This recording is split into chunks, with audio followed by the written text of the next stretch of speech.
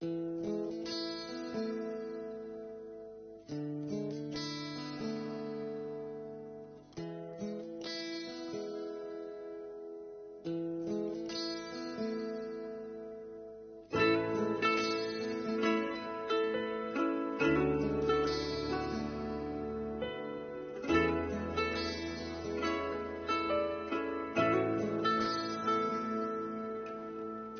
subrayu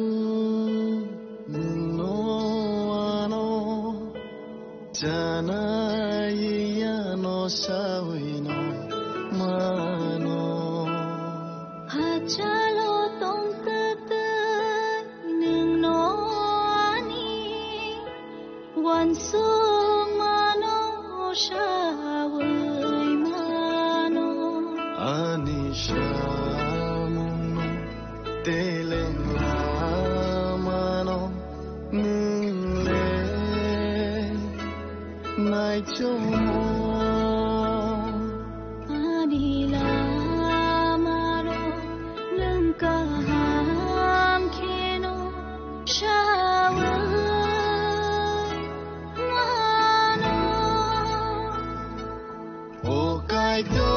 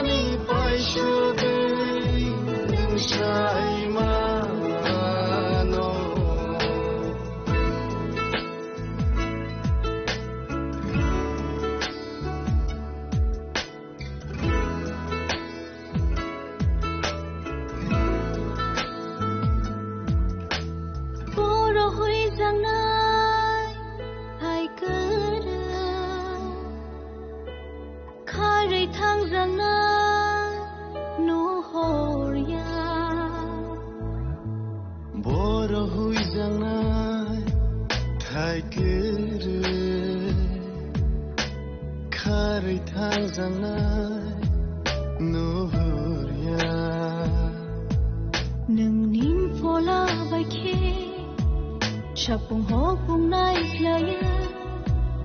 ano naik jomo Anisa kabir kiti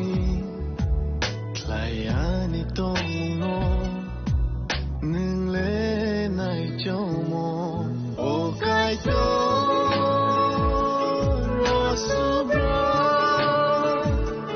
Ani nang mabeba Nung say mano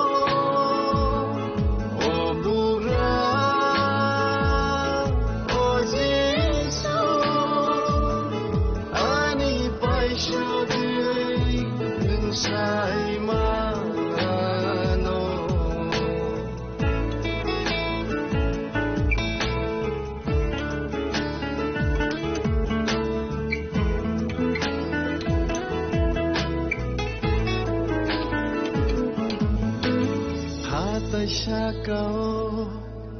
boneng tonggo abi sing hui jakbo aro tonggo hatai shakao boneng tonggo abi sing hui jakbo aro tonggo o sengsaro Mokol ni kharu hui jang nai thai kere ani tong khre beba ngle vang phang no no o kai to rosubra ani nang ma beba nung sai mano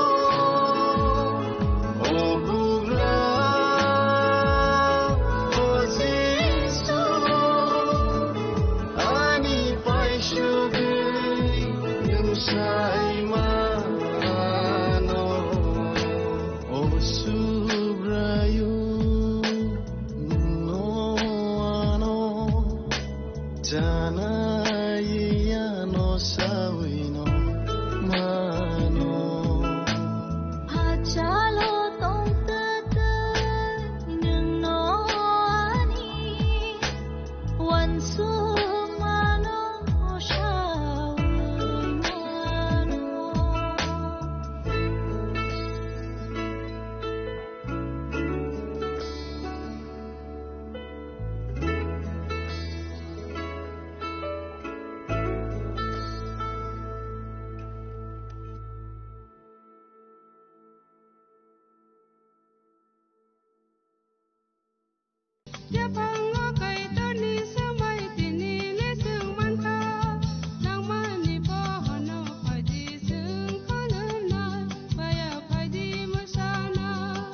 koknaya borokni langmao hamsa mengkeri simia mas ma komornai koknanai borokni langmao khe hamsa mengphaio hamsa mengphainai simia ayo kolokbo nai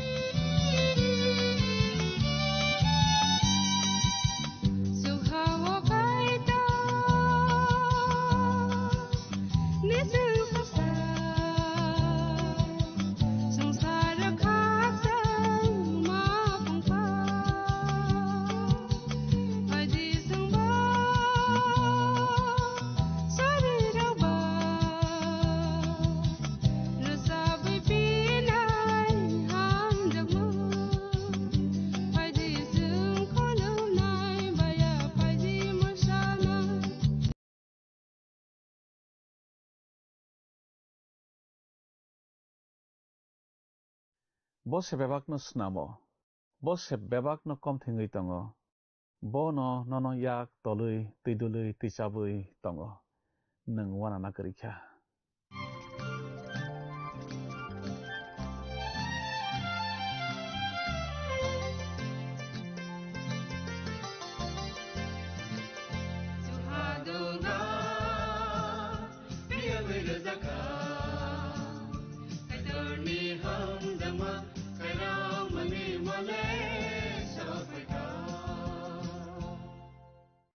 Pandani pelawo olangmani khorang pandanai tonai jotto khapani takhukte bukhusona ang hamjakma te chi bairoi tinini pandawo haina hailam sokjao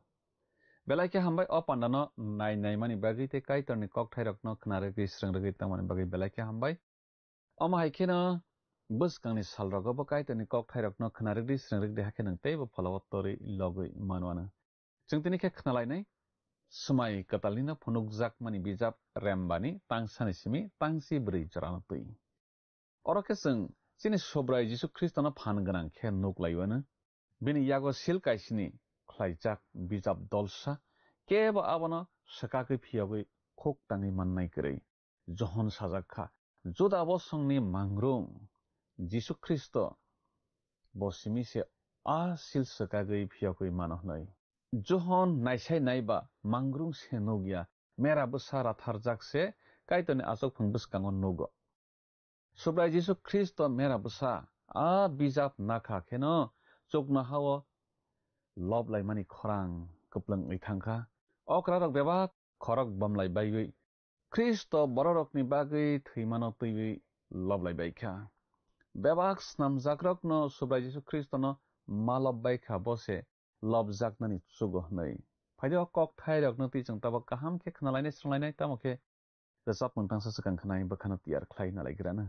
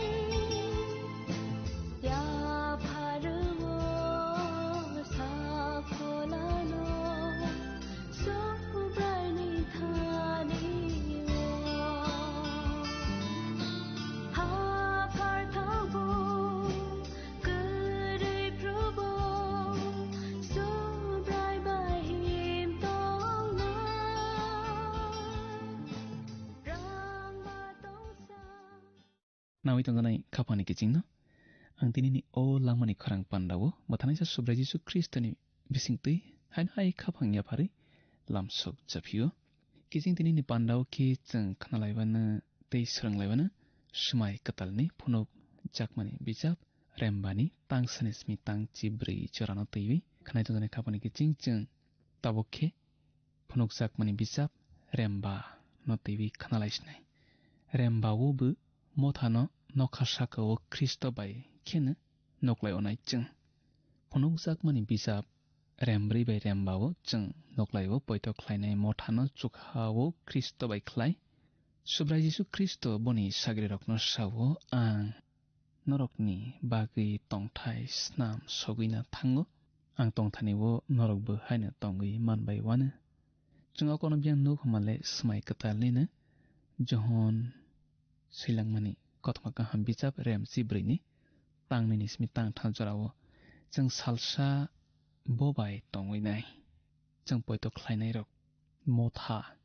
khnai tangnai khabani kiching phunuk jakmani bijap rembani kaya angkha chokha sakani kaya tekto kotor roklaina bagui tiar angui tongkha motha nokha sakao se angnaiba tekto kotor ni bisingtui bo malai klak rembrini kokungkha motok singhobai mera mangneina Kristoni marise elembago tei a kokthaine rembani kok bokhrok khnai tongjanai khapani kiching bone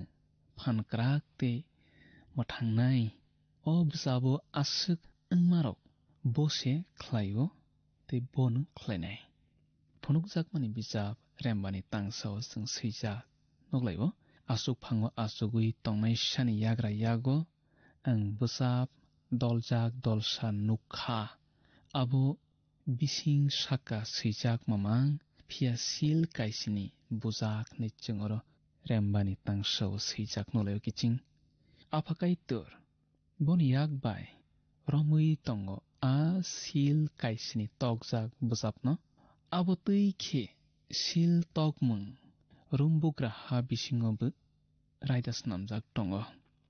aboni bagui omo asom sa sekang sokphai gramania borok khoroksa sawo abo smai katalni bujap nei baksaba abono bus kotorni bujap nei sabayo tei khoroksa borok sawo abono teiwi sungsarno teiwi kaitorni nahormangni phunuk jakmang nei Jeremia bijap remtham chinaini tangdokni smi tang chiba jorawo chang sijak noklaibo Israel sarok buini hawo matongui baijapru Jeremia boni selengno sawo panthor paiwi bumung khlai nadi nei samani tamni hinba kaitor kokrojak Israel sangrok borokni hawo phirok bainai nei subra Jesu Kristoni simi se bumung ganang teke boni kre Daniel bijap remsnini tangji thani smi tangji brijora wochung sijak noklaibo ang poito khlaibo nang ang tonglai tongmani ha ni mung khlai najak Jesu simi se nei bose omono subasnamo o hayungno bose omono mubo mathango naragui botongo phia omo bonim se phunuk jakmani bujapno saimanna hanke Zakaria bijap rembani tangsani smi tangthano kaham khen saimanna nangsuknai khnai tongjanai khabani kiching Ezekiel ni bujap doljak khe birjak abo phunuk jakmani bujapni bujap doljak hai se baksa borok wansukbaibo a bujabo dagimang kaisi tongo nei te abo bai borokno busthumo nei borok wansukbaio ang sana muchungmani khe haise o bujap abo kaitor Israel songrok bai katal khe ko khalai phimani marise angwana nei abono tebi Jeremia bijap remtham chisani tangtha chisa te tangtha chi thawo sijak srai khe chung noklaibo asuk simia rum bisap remchisani tangni chidogni simi tangni jisni jorawaबो स्राय ke swijak jeng noklaio. A kok thairok jeng Hebrew bisap remchini tangni chidog jorao tei remchini tangchi sni nismi tangchi char jorawaबो swijak noklaio. Smai kasam borokno taklaidi tasokdi hano chukjaya borokbo sati tongoi manlaijaya. Dagi mangkaichi oro saya krui borokse saya khe. Iden thaiblungo angmanibo soi abo hainata buthai bufang saya angya tabo o smai katal asuk phango asukui tongnaisa sobra Jisu Kristoni arose snarjak phunukjak mani bijap rembani tangni ojang thangnai suan oro jeng swijak noklaio. Afru ang suari phanganang khorok sana nukha bohai nei sotanei saklaikha sabo silrokno sakagui obusapno phiokna chuk nei jengro swijak noklaio. Sabo o sangsarno ani honaiman sabo omono naikoliman sabo soi bus khlaimanna te saboni kaham tongna kaitonni kogo sawo borok mungsa sugyanai suari phanganang hamani engkha phan gnangma suari hamani sotonui saklaio hamani bisingti saiman laio bo tabuk belai phanganangma o smaino samung sarana bagui abo belai khe nango. Phunukjak mani bijap rembani tangthang jeng thangnaisibano oro jeng swijak nuklaibo o bijapno phiogui naimannai khorok saphano kwrui chukno haubuya sangsaro buya ha tolao buya nei jengro swijak nuklaio kiching. Adomni busa khorok sabo abono phiogui te phiokna chukya phia hano naikolna chukya sumsok khlaima bisingtui Adam naikol man mungno yakni keple jakha musi bon raida ruo tei bon sbai phio debi tei boni busarokbo chuklai liya gja. Adamni busa khorok saphano chukliya hano naikol naisale jengno mothangnaisa simise angthai phan krakse borokno mothangnaisa angthai phia Jisu Kristus simino aboti haile tongsio. Phunukjak mani bijap rembani tangbrio jeng thangnaisibano oro jeng swijak nuklaibo bijapno phiogui naimannai abotui chuknai borok khorok saphano kwrui nibai ang slugui kapkha nei oro jeng swijak nuklaibo. Suari sano nuksonyano bo nuksonna muchungjago swba male juhon o phunukjak mani bijap muktui baise swijakma klaio. Sangsarba sumsok bai tekto bai mangde tolangsinai sangsarni ba thinang de kwrui rumbijap remcharni tangnai chithao Paul sana tongo tamokhe yaphangni simi kengaya kaitor rona hanmarokni bere swkang baira pholano mannai jengrok bo kaitor bufru jengno boni busa snamui chini busakno phiokno abono naisingtutui jeng bukhao kengailai tongo nei Paul sao. Rumbijap remcharni tangnai chinigo bo teibo sama tongo jeng saimano chrai achainapru bwrwirok bohok sajagui kengaima haino beba yaphangni tabukbo kengaiui ma tongho tini kwbangma motha tongo sangsarno samung homungrogo chubaui mano hnei sabayo tamokhe ang sao kiching ke bo o busapno phiogui manya khologui manya te o hano naikoli manya awani bagine johon kabo khnai jana khaboni kiching chung tabo khanai sone phunuk jakmani bichap rembani tangbawo oro chung sijak nolaibo hake okrarokni bere khoroksa ano hainni shakha takabdi naisikdi juda bosongni singho david bosongni a boro kotor bokoplaingkha hake bo a sil kaisini no shakagui a bujapno phiogui mana nei orasang sijak nolaibo kiching okrarokni bisingni jepa khoroksa kok kipilkhna subrajisu Kristo borokno bai thangni borok nei samaba mothana angwana johon simani kothama kaham remchi bani tangchi bawsang okokno sijak noklayo subrajisu Kristo nono ano simi mothango ahaya ohanabu mothangai na tongobo David bosongni singho neiro sawo omo bose angai tongkha sba male subrai Jesu Kristo Jacob thino wo basla khorok sinai rokno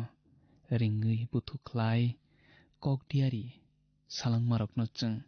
raisamang bichap rembrei Jesu-kuni tang chukuni smi tangchi chorawo noklaibo juda bosongni singho subrai Jesu Kristo na bo David ni busabuklaibo Samuel bichap kangnei ni remsini wo bosawo nini bosong tui ang borok khorok sano tubunai bo o borokno simi naikol glak bebag hayong no sebo naikol nai subrai Jesu Kristo naikolui mano phunuk jakmani bichap rembani tangdogo chung thanai sona ora chung sijak nunglayo kichi afru a mabri rokbai tei okra rokbai chorcha reker jakhe mera busa masano ang asuk phang kacharo basajak nukha a mera busano buthar jakri phaijak hai nugo aboni bokhorok ni bokorong kongsini tongo mokolbu kolsini tongo a mokol rok engkha hayung ganangai rohor jaknai kaitoni phola kaisini rokse neichungoro sijak nuklayo mera busa masa neichungoro sijak domani abo soi mera busana omoni bisingtui sananayo bo koine ne te rathar jakna bagui soiwi tongo nei sbano subrai Jesu Kristo no mera rathar jakna phru soprewi tlangjak tuine Kristo bahaine talangjak kha bo thaisabo khukperia aje bisap rembasi thani tangsni o okono chung sijak nglaibo sangsarni sumsokno rosai tlangnai kaitorni mera busa bona chung okokno johon seimani kothama kaham remsani tangnai Jesuko sijak noklaibo buthar jagui phaijak hai nogo neichung thaising khok tanglaika omo muthangna bagui Kristo theimani kokse bokrima singsakhe buthar jakha suba male subrai Jesu Kristo basawi tongo neichung sijak nonglaiphio o kokungkha bo thangui basamani kokse kaitonni yagra bukhago bo asogui tongya botabuk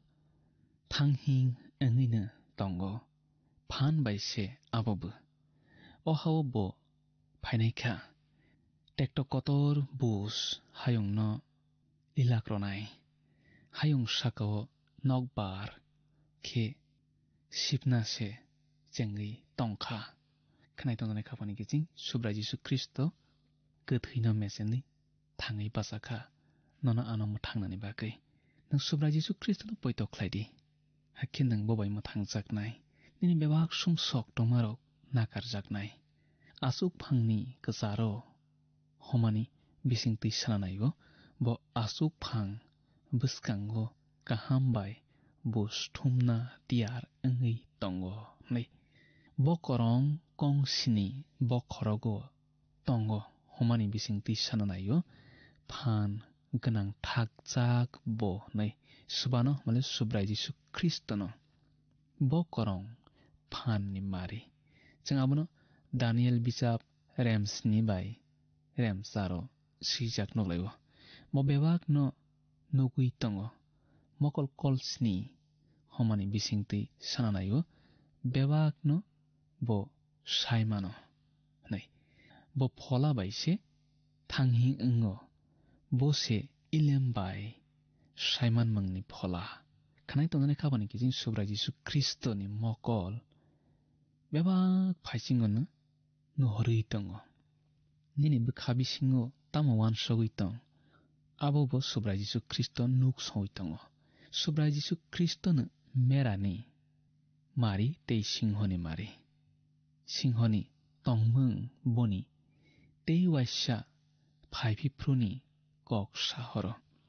merani tongmungkhe bo puila phaipruni kok sahoro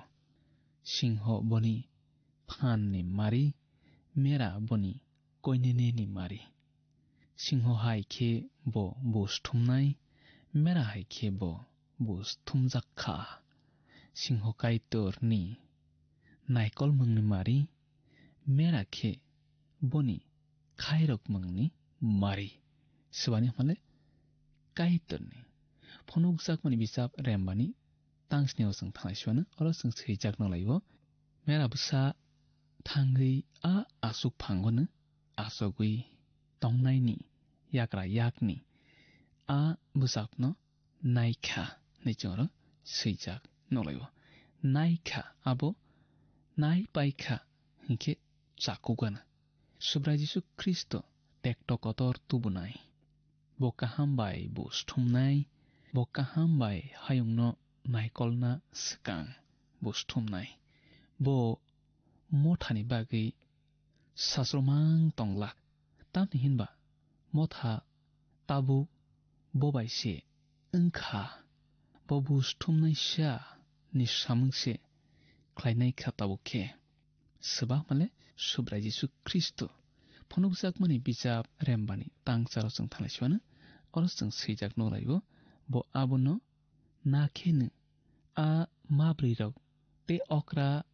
khorok nei chibri rok mera busani buskango patapsa klailaibaikha jotoni yagona chongprenggnang jotoni yagona satrai hoku dumjak rangsakni dugol gnang gja a hoku engkha kaitonni bororok suri sanmase nichongro seijak nuklaibo bo busapno mankhene eba nakhene nichongro seijak nolaibo bo bujapno nakhene homa bisingti sananayo subra Jisu tabuk yago nai paikha samungno homani kokseomo naidi mabri rok bai okra khorok nei chibri rok bai merasa lopsak mani chongpreng abo lopmungni marise okra rok abono tamlaiya okra rok ochai haikhe samung tanglayo aro chukhao poito khlainai motharok simise ochaini samung khlaibainai satrai hoku dungjak dugol homani abono tosti bai kepleng satrai sokjak hingkhe chakugana omo kathar bororokni lopmungni marise sanaklaibo okrarok wngkha Kristoni bwsakse motha ta tei borokno ochairok phonukjakmani bisap rembani tang chukunismi tang chijorao chung seijak tamotong huktangi nelaigrasnai oro chung seijak nolaibo borok hainei resapmung katal tangsa resaplaikha a bujapno yago nawi abuni silrokno sekakna nungse chuknai tamni hinba nung butharjakha hakhe nung thৈमा bai joto bosongni joto kokni joto dofani tei joto hani borokno nang kaitoni bagui paikha nang borokno chini kaitoni samang khlairona bagui bugra bosongni osai snamkha hake borok haktoro bugra nai khnai tonai khapani giching chingtini asukno khnalaigasnai buskani pando sang hana hai tei bo kaitoni kokthairon tei kaham salaibana sranglaibana tei bon hamani yachaklinai tini sang asukno khnalaigasnai kaiton nang bai tong sithang hambai khapani kising belai ke hambai o pandano naimani bagui te kaitoni kokthairokno khnaragui srangragui tongmani bagui nono hambai maruo tini sang khnalaikha kaitoni yaphao se sini thinang aboni bagui jeng bono sini sakmang phola bebak yafari tongnani klayo bose bebakno snamo bose bebakno komthingui tongo kaitoni wansukma khasapmarok bebakno kaham sini bagui kok khnamungno kaitor chini thanio belaikhe noknani musung jago phaidi kok khnama bisingtui chini subraino naisawi tonglaibana bose mothangui bo manoba bono simi samung nangjaklaibana जों sak-sakni phanno torjaklaiyawi bini phanno torjaklaibana phaidiao kokthairakni bagui जों tabo kaitona hambairo laiwi suriwi pandana mothangma bkhak thanglai surinai kucho tonai chini apha kaitor nono belaikhe hambai nungchang bai tongmani bagui nini kokthaini bagui hambai जों tini khnalai marok bai जों khakchango khasrango tongthogo panda nai tongnai tei nini kokthairokno khnaraknai srangroknai rokno nung khakchangma tongthokma koplung khlaidi hamari koplung khlaidi podre pod jangjal birmani phiyawi tongdi borokno surima jisuni mung bai sana amen belaike hambai khapani takhuk tei bukhuk sung jottona o pandano naitomani bagui जों buskani panda haina hai malai laifisinai tini asuk nang sithung kaitor nono nini nogo jottona hamari bai khobui tona sithung hambai phaidi thangnai panda phunukjakmani bijapni sengmarini saklaimung khnalaigrano thangnai pandani sengmarini saklaimung wngkha si mangrung khapangni kiching phaidi tinini sengmario hablaiwano tinini sengmari khe phunukjakmani bijap rembani tangsao juhon sil kaisini bujakhe tamono nukhamung a koktun b bijap dolsa c ura d langa khapangni kiching o sengmarini saklaimung khnaphungni damsnini bisingono jungno a b c d bomo ongnai sahorbai jadi chini number whatsapp iba sms khlaiui 8414859961 sahorpru norokni mung nikumabo si rohorkhe belai no hamnai nung o pandano chajakna hane khaklayo jungno miss call khlaidi hakhe nung bo kuplai ngai manwano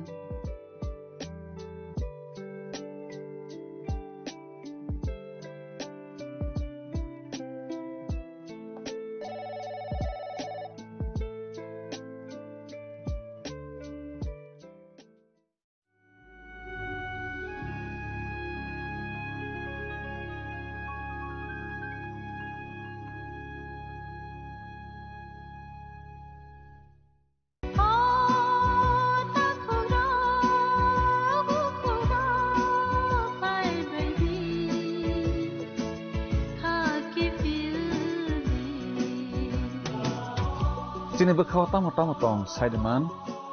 jolima naislema naimanyangma khamrema burkhatna musuma bunino sakni khlainana musuma akoro abotirokno khibiya sak jesuk phano suridi sandi kabui hopung sapung sandi mangla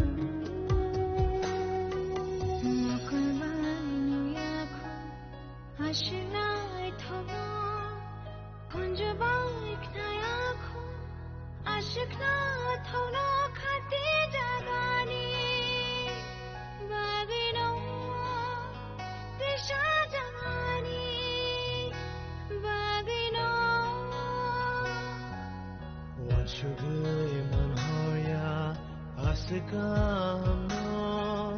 painai manya asmorong no khati jagani bagino tisa jagani bagino ano ham jagu ano khai rogu langmani motono tisaja binithai tharba susawiyano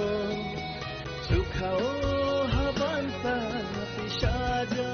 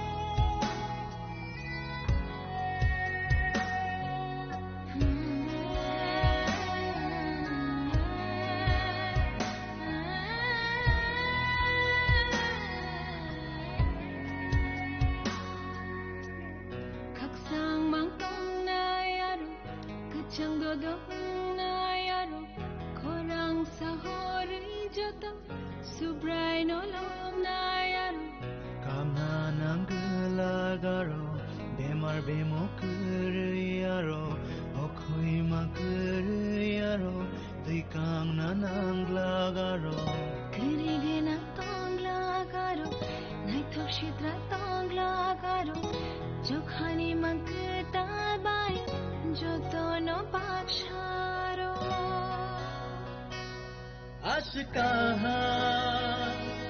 ashnaitho ashmoro khaino ani bag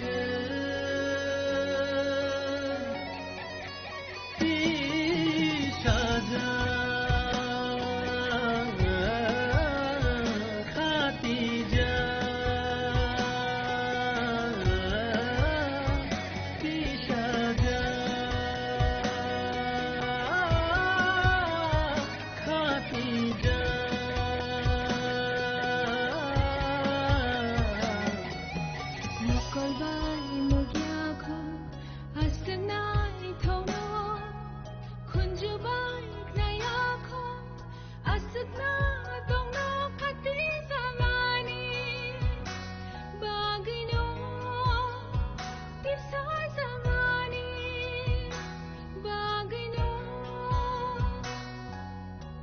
Shogman horia ashka hamno painai manya ashmoro no khati jani bagino disha jagani bagino aloham jagay alokhai roge lamani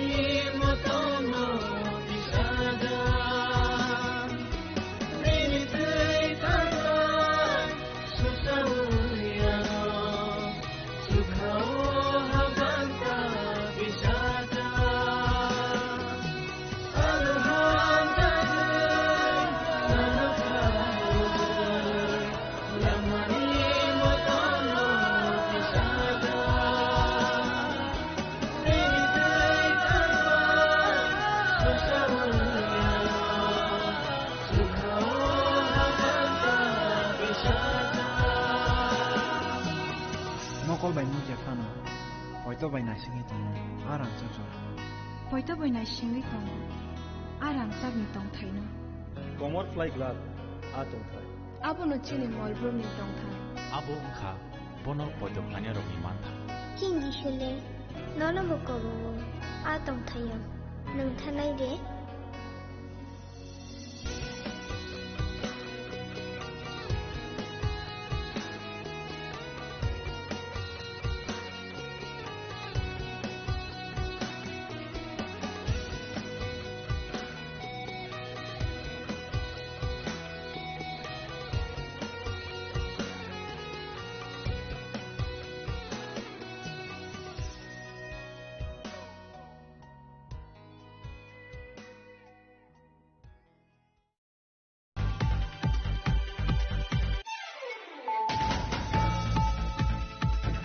Sangorong Shalok Horoksa Borong Mangkote Bolongo Khachija Khamanka Binimung Pintu Devnar Padimung Kolanpur Thanani Kanjung Jila Amsayo Padimung Kokuma Mankan Kino Padimung Thayo Thangshoko ka Kolanpur Thanani Police